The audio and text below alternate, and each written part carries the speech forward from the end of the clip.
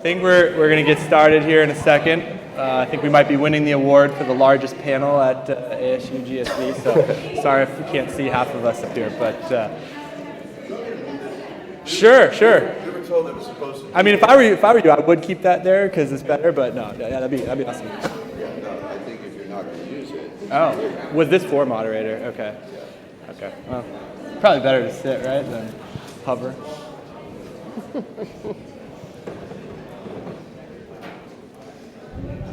All right. Well, thank you all. I know it's getting later in the afternoon, and we might be the last panel between drinks, so I always appreciate when people hang out for that. My name is Ravi Peters. I'm a co-founder of PeopleTech Partners.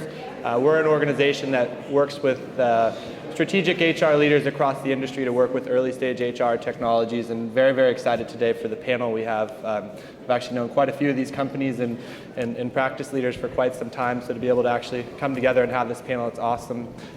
Just wanted to get a quick pulse of who's in the room. So how many folks here are on the HR side of an employer? Awesome. And then how many folks are building companies in the space? Great. And then any folks here too from the education side? All right, we've got quite a mix here. So always kind of good to know and understand. I think we've got a unique panel up here today. Definitely we'll have a focus on the employer side and kind of how coaching is being brought into the workforce quite a bit. But we'll kind of have a very interesting panel ourselves because we've got quite a few folks that have built companies that are up here. We've got folks that are practitioners, and then we've also got Laura who can kind of give us a macro overview from HBR. So really excited, and thank you all obviously for joining us today. We've spent quite a bit of time prepping for this panel and chatting beforehand, and I know we don't want to go into extensive backgrounds, but would be curious, I think when we were talking, just to understand maybe down the line a little bit about what brought you into this area of coaching, and maybe sharing some personal reasons or areas that you see coaching being very exciting in the workforce. Yeah, so my name is Toby Hervey. I'm the CEO and co-founder of a company called Bravely. We're a new kind of benefit that connects employees to professional coaches outside their workplace when they have some sort of acute moment at work. It can be an important performance conversation or a reaction to conflict with a colleague, and we get them connected to a coach who can help them work through that imminent situation and go forward within the organization. And I tell you that because my personal story was experiencing that myself, having a moment at work and seeing friends who turned to other friends and got a mix of bad advice or people just telling you what you want to hear, not what you need to hear. And it sort of struck me that we'd all be better served by having an external sounding board who could check us on some of that and help us think things through and get the clarity of thought, the confidence, or the skills, the languages to go forward and resolve situations before they escalate into something bigger. So we've all experienced those moments, and that was what drove us to create Bravely. Awesome. Hi, I'm Laura Helliwell, and I work for Harvard Business Publishing, and we provide a lot of materials about coaching and mentoring. And my personal story would be the switch from traditional product development to agile product development, and the mindset that all your functional managers have to make into a servant leader, which actually happens to be very close to how to being a good coach, right? Being listening, and getting the people that you're working with to come up with the right answers for them. So that is, and from coaching, you asked me for some statistics, and from a Harvard Business Publishing point of view, 250,000 employees visited our coaching materials in the last 12 months. Wow. So it tends to be in the top 5 subject areas for corporate employees looking for coaching materials. Great, thanks. And I'm Sue Olson. I lead the people team at Course Hero. We're a company in the Bay Area, Silicon Valley. And I've always had a real passion for coaching. I started my career and was really interested in being in the business. And so we lead our team that way in having our team in the business instead of sitting away from the business. And I was sharing with the panel, I had an aha moment when I started Course Hero about a year ago. About a quarter into it, I decided I wanted to get to know the people in the function more, so I started a rotation where I was sitting every 2 weeks within our pods, we have an open workspace. And I realized the mutual mentorship that was going on. I learned a lot from the younger talent, because we now have 5 generations in the workplace.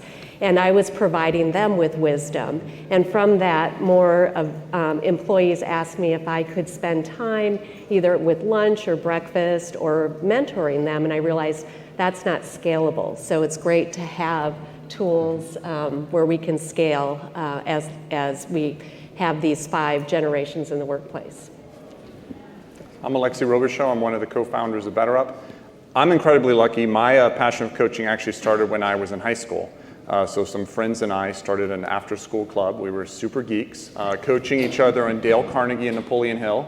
And throughout my professional career, I continued to mentor and coach these high school students. And then I was fortunate enough to have the startup at which I worked get acquired. And overnight, I became a very young executive at a very large tech company and did not do so well. And so I burnt out. And through that process, I realized I needed what we were giving the high school students. I needed me for me. And I started looking at therapy. I started looking at coaching. I did the Camino de Santiago. I did the Landmark Forum, which is like basically a cult. I did a lot of stuff out there. And I realized, like the only thing that spoke to me was the work of like Martin Seligman, Angela Duckworth, and this school of positive psychology. And no one had really operationalized that. And so that was the idea of BetterUp, is how could we bring really evidence-based coaching into the hands of professionals worldwide so that they can actually reframe work as an opportunity to flourish and realize their potential instead of being what it was for me, which was really exhilarating but also really exhaustive in my own experience. I'm Chessa Eskandanian Yi. I'm the founder and CEO of Leader EQ. I got into coaching like Alexi. I was lucky enough to be coached in high school, and I was always a shy kid that probably would have never sat on a panel and spoken in front of people. And I had that one person that inspired me to find my voice and to find what was my passion. And lucky enough for me, that's people. And helping people find the right coach, I think, is one of the most important things in a coaching journey. And unlike myself, a lot of people have trouble finding that right coach. So our assessment is basically there to help match you with the right coach, and we're a marketplace. So any coach can join, and anybody can have the opportunity to be coached. Awesome. Well, thank you all for sharing personal stories along with the introduction.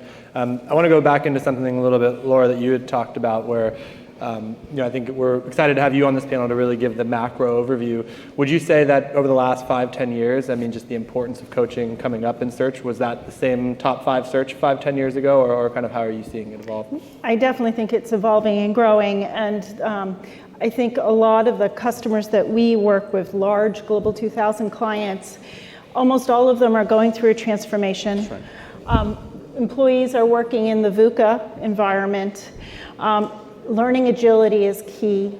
Being able to problem solve on your feet is key. And all of that, coaching is a great way to get those skills or increase your skills. And both, whether you can have a personal coach, a live coach, or whether you read some materials, or hopefully we can help managers be better coaches, it's all really, really important in today's work environment. Awesome. And Sue, on your side, being in the practitioner seat, are you seeing employees ask for it more? How are you getting it approached as well? And then maybe expanding a little bit on kind of the 5 generations that you're talking about, and are they all expecting the same thing? Sure. So we use a tool called Culture Amp. So we pulse our employees twice a year, and through that we can see the trends and what people are asking for. And I would say and it's for engagement. So we're looking to see if our employees are engaged and where we can surface issues and develop more. And I would say learning and development is always one of those right now. And then we'll double click into that and ask, what does that mean? Where can we provide additional support for managers or employees? And it's in development, it's in their career growth, and are they engaged? And then going back to the 5 generations, I think it's interesting because people that have been in the workplace for a longer period of time didn't have all the tools or talked more face to face, and I find with the younger generation, they're much more comfortable reaching out in Slack or sharing with me that they want to have a mentorship through Slack. And it's just been very interesting for me to observe that and then find that right spot. And so that's where I think I definitely like the face-to-face conversations and do best with those, but I think it would be great to be able to wrap the organization with other tools as well, just for what maybe those mentorship moments as well. So I don't think people ask me, I don't think it's going to replace the human element, but I think it's a complement to the human, the business partners in the business, plus an additional tool to support that. Yeah, so talking about utilizing technology, and I think obviously knowing the three of your business fairly well, a big trend in what you're doing, Rad, is trying to bring coaching on demand in the time they want to in the communication channels. I mean, how do you all think about it? I would just love to hear your thoughts. Maybe start with you, Alexi, and just like when you're building for an organization, how are you trying to build the technology to make it scalable to the masses? Yeah, you mean internally when we're building, or in partnering with a customer? In partnering with customers, and just kind of how you viewed it and building it. Yeah, I mean, we engage mainly, to use, I think, the frame Laura gave, which is how we would engage with organizations, typically Global 2000 companies, through this lens of what transformation are you going through, right? So we find inevitably it's either a digital transformation, workforce transformation, right, or culture transformation, whatever it may be called. Companies are, I think, really having to very deeply reckon with that the world is a swirl, and we live in a very whitewater world today. It's not the world of steamboats and sail ships anymore. It's the world of kayaks down a river with lots of rocks you may not see, right? And companies who can read those currents and companies that can stay ahead do really well. And the formula we find most companies, as sold by Accenture and Deloitte, are pursuing is a combination of the classic technology component, right? So they're bringing in everything from Salesforce to Workday, the process component, so they're bringing in Deloitte or Accenture or McKinsey or Bain to make more agile process. But what we find often gets left is the people component, right? Which is, what are you actually doing to support and supercharge your human bandwidth, right? And actually not just optimize your HCM or not just optimize your procurement or business process, but actually optimize your frontline leader or manager. And I think that's where coaching is really distinguishable, and actually you get very differential returns when it's invested in that way. And so to do that, it's a combination of different types of engagement, to your point, Robbie, from on-demand, but whatever we do, what we really try to do is make sure we're laddering up to that people strategy that is in support of that business strategy, and helping the employee in the context of their company find success, which, as I think Reid Hoffman says really aptly, is this alliance, right? Where you are not going to promote yourself. That's like the one thing you can't do in business, promote yourself, right? And so if you want to see that career success, it's a combination of your own aspirations, your own agency, what you want to work on, but also really taking in place where the company's trying to go and what they want to work on as well. And so building that into our deployment, building that into the software, training the coaches around that enables us to help create that personal success that then is measurable for the organization as well. That's awesome. Anything you want to expand on, Toby or Chessa, just around how you looked at this from a technology standpoint in building for organizations? Yeah, I think for us, it didn't start with coaching. It started with thinking about people and what they were navigating at work that was holding them and their organizations back from success. But truly, I mentioned that I got a phone call from a friend one day who was going through a tough situation at work, and she wasn't ready to go forward internally. And she said the words to me, I love my HR business partner, but that's not where I'm going first, right? And it struck me that even in these well-resourced organizations, that people every day are feeling stress or uncertainty. They're not sure how to approach a conversation. They're unsure of reactions. They're unsure how it'll make them look. And so we started with the people side, the problems they were feeling, the misbehaviors it was driving, the problems it was creating for the organization more holistically. And then we realized that technology that connects those people to great experts, to unbiased professionals in those moments, was really how we could solve those problems. So coaching for us came as a solution to a problem that we identified that people are feeling every day, and not the other way around. Luckily, my co-founder Sarah has an HR background and knows much more of the subject matter than I do. But I think when we think about the consumerization of technology and important movements in healthcare and financial services, in coaching and HR and leadership development, what we're now seeing is a rise of technology to help people-centric problems and help people change behaviors ill-informed behaviors that people are going through every day. But I think somebody on this panel mentioned earlier, the power is connecting to other people and using technology as a conduit for that, or a reinforcement mechanism, creating nudges and reminders around those conversations that people are having, not as a replacement to the people themselves. That's awesome. And why, I think another thing I wanted to talk into, and I know a few of you had mentioned some good research. Obviously, there's the rise in people asking more and more for coaching, but also just around kind of some of the lonely at work research. I don't know, I think maybe that was Laura that you brought that up. I'd love to hear you expand a little bit about how that's, really creating the demand for this currently too. Yeah, in HBR, there was an article in the fall about how important or how valuable it can be to create peer-to-peer coaching networks within an organization. And they quoted a stat from Forbes there that 40% of people at the workplace feel some form of loneliness. And it just struck me at the opening keynote today when he was talking about happiness, and one of the things that you need to be happy is relationships, right? So this all ties together. So the article in HBR was, how can we enable peer-to-peer coaching networks, because that forms the human-to-human connection, what Toby just said, and can reduce loneliness. And loneliness in the workplace absolutely leads to lower productivity, lower happiness, all sorts of not good things for a company. So empowering that peer-to-peer coaching network was a really positive force. Yeah. Definitely. And Chess, I know you talked a little bit about this too, just around kind of not only empowering that, but also building, a lot of the empathy and connections with the organizations. Can you expand a little bit about that and how that's really creating those connections? Yeah, I think with the rise of technology, like we've all been saying, we've become very reliant on our phones, on our computers, in order to have those intimate connections. And that's not really getting to the core of what empathy is.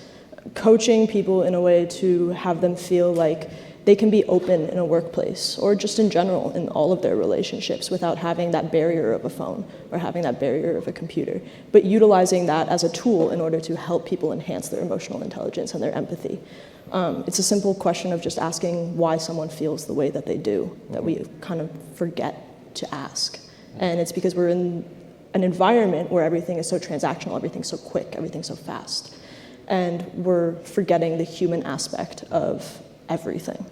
And I think that's something that all of us are trying to enhance, is using technology as a tool to create more connections between each other and to really find that empathy within us, both in the workplace and outside of it. Yeah, definitely. Anyone here want to talk a little bit about, obviously we're talking about bringing in outside coaching, but anything specific you've either done at your organizations or try to do through your platforms around building mentorship groups within the organization? Anyone wants to expand on that? I can share. I've done this in the past out of an employee resource group, an ERG, where we supported, it was actually our women's group, and we supported a mentorship group, and we specifically were intentional about that, so that one, it didn't come out of the people department, so it was a little bit disconnected from that, and then anyone could opt into it, and it could be, it was mentor-mentee, and then group mentorships as well. And then one thing I've done in my own personal time is I've never group mentored, so I was in it when I was in between positions. I started a group mentorship and wanted to see if that was scalable, and it is. And so I still have a group of women from my past company, and I mentor, or they mentor me as well. It's awesome, and it's once a month, and it's distributed around the nation. So I wanted to see if that was a doable thing to do, and it is. So I would encourage people, if you know people, it's a really neat thing to do. And these women all were from my past company, and they now have gone out to other companies, and so the richness of us sharing our experiences, and it's just becoming more rich as we share and care for each other. So I think, obviously we've been talking a lot about, the importance of coaching, and bringing it into the enterprise as the place that's, supplying this for their employees in some sense, but it's not cheap, right? Like, so how do you, I guess, recognize when you all are building companies in this space, right? Like, understanding, obviously, we can all sit up in here and say coaching is absolutely something that everyone should have. I think many of us have had coaches and understand that, but how do you go to an organization that maybe doesn't have that culture and talk to them and tell an ROI story?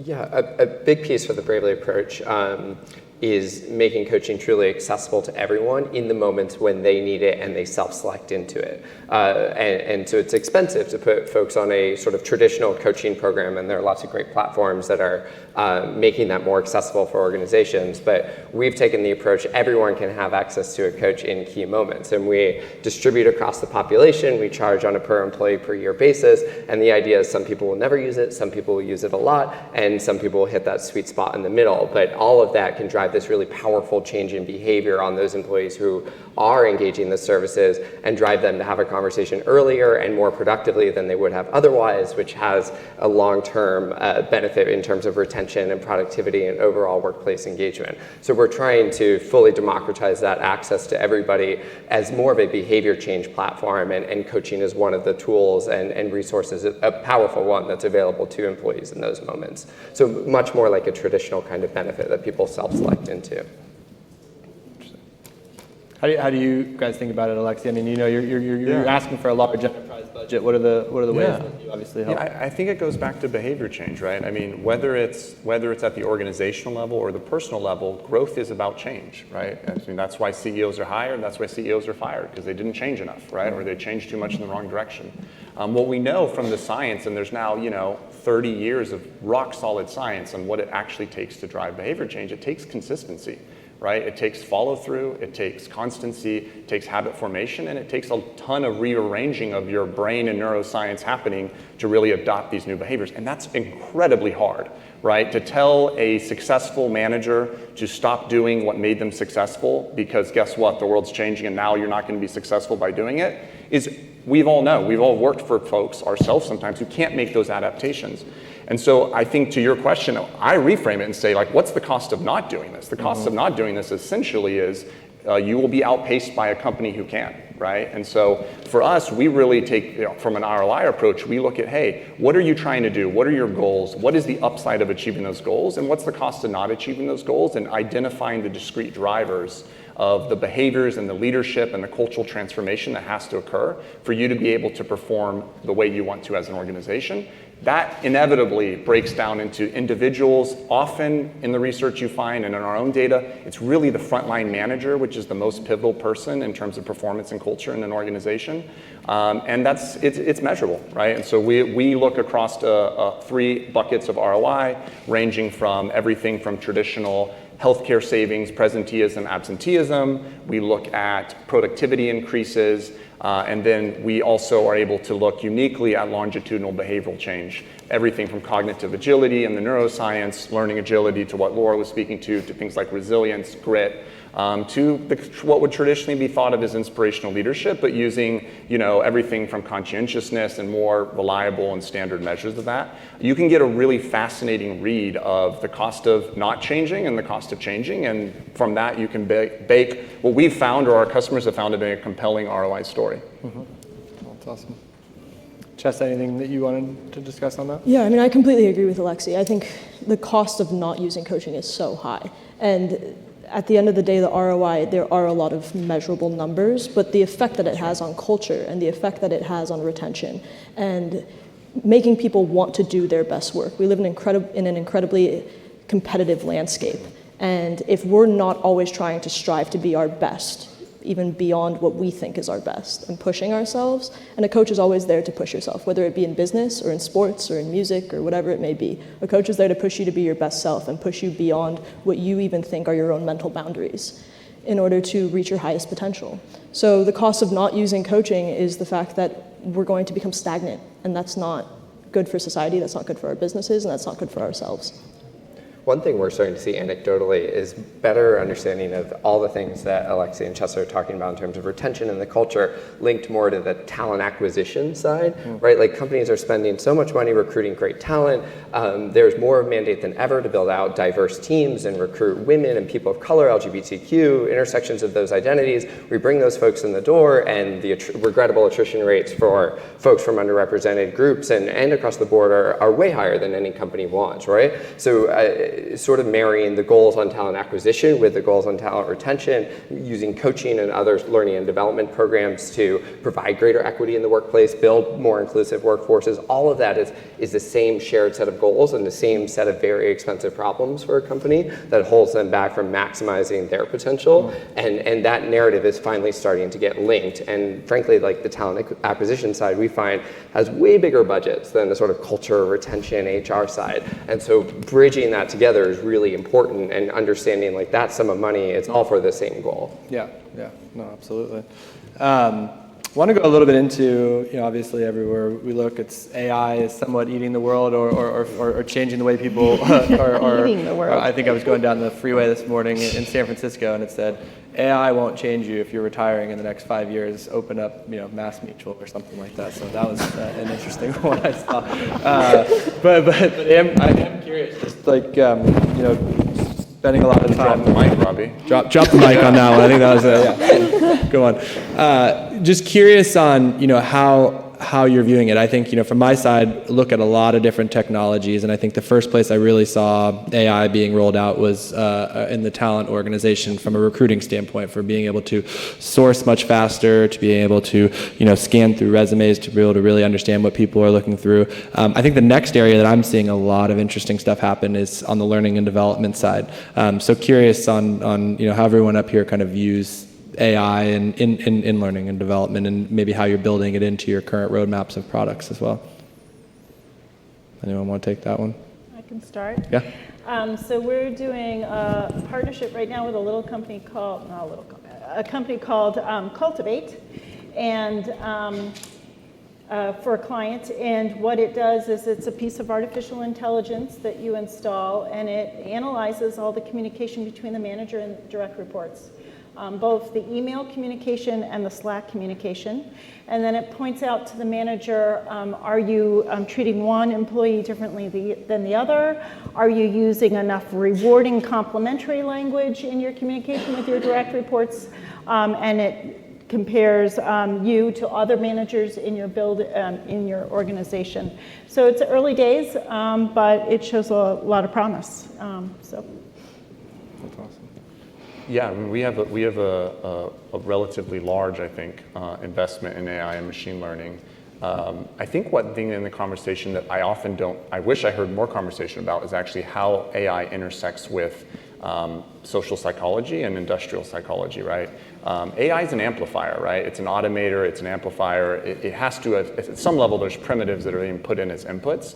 And I think when you're dealing with AI, especially in relation to human resources and career development, it's so important that you're first controlling for everything from unconscious bias to what the latest research shows actually works, right? Take something like the famous positivity ratio in feedback. Well, it's debunked. Apparently the feedback sandwich is a bad idea now, right?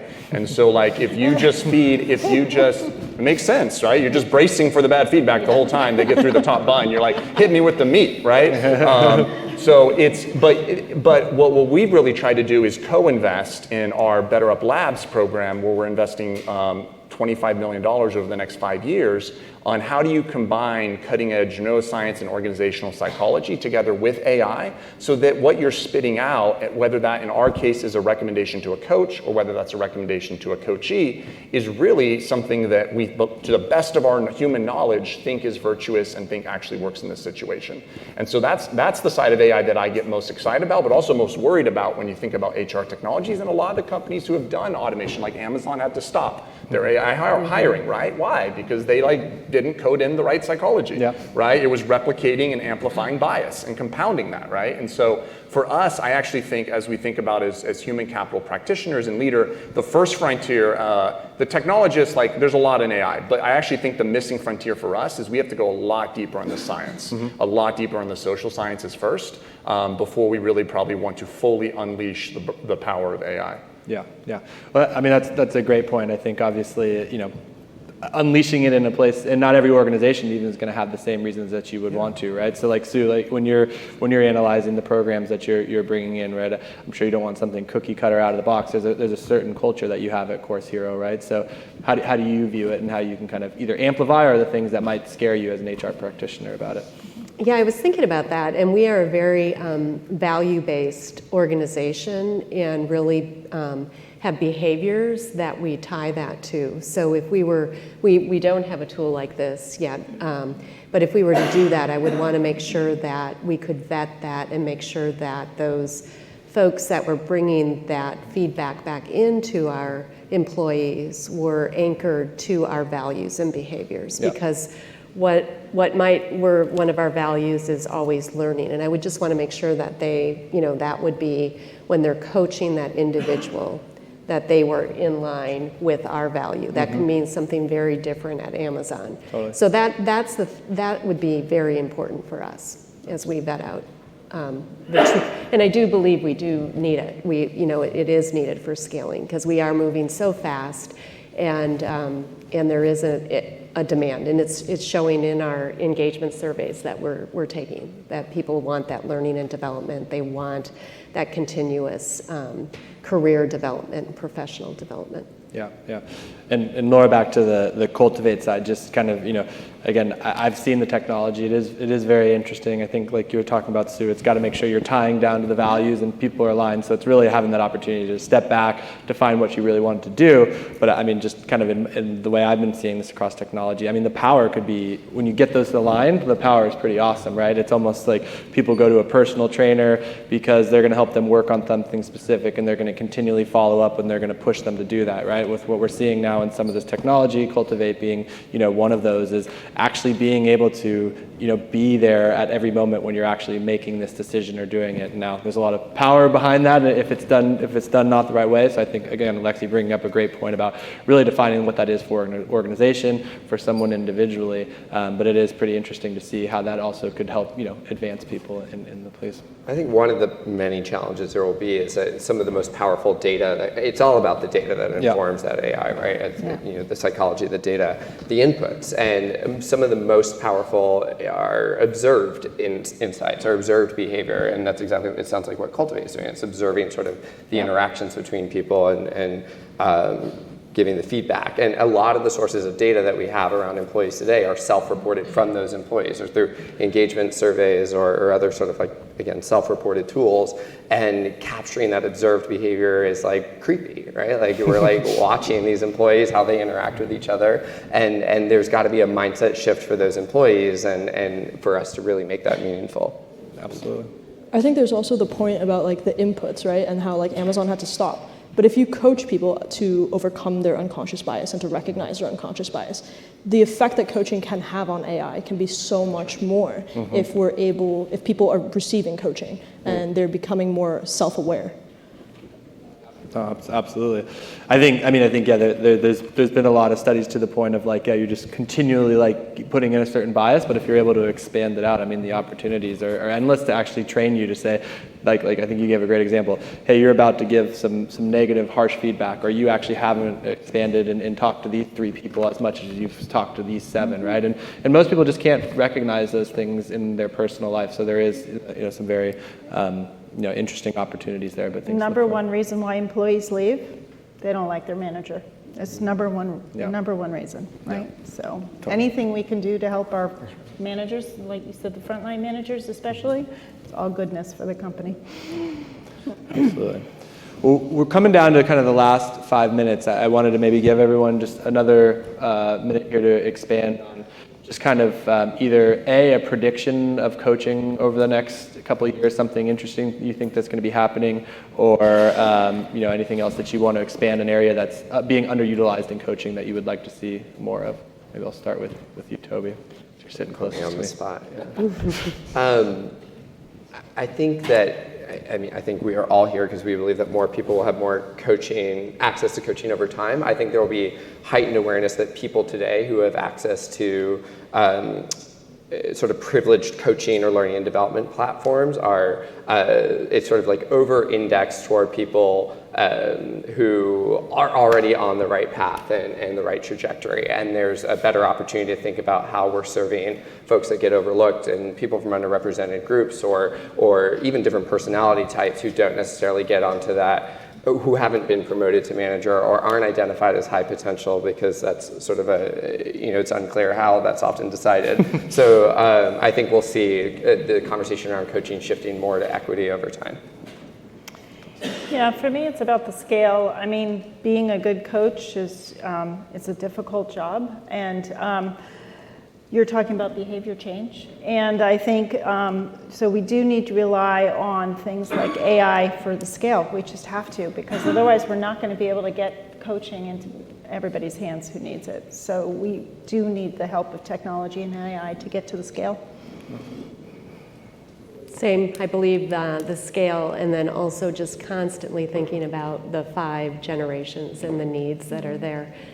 There's one area that we're starting to pilot right now, and we just extended our benefits for maternity and paternity, so people can take up to 4 months, and we're moving so fast. So we're looking to even provide the folks that come back with a coach, and independent of the company, so that they just have someone that they can talk to because they've had a life change event.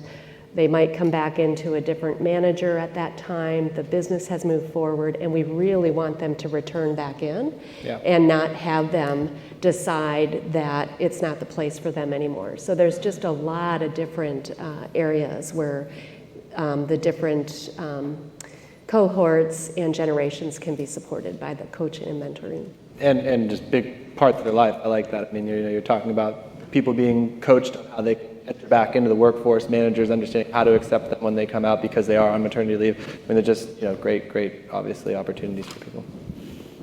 I think we're at a super exciting inflection point. I equivalent it to, this is like in behavioral health, it feels like we're discovering germs. It's like germ theory, right? We're gonna look back and be like, remember there was this time we used to tell you like these crazy little monsters lived on the edge of the knife, and if you put it from one body to the other, you would like kill they'd hurt them.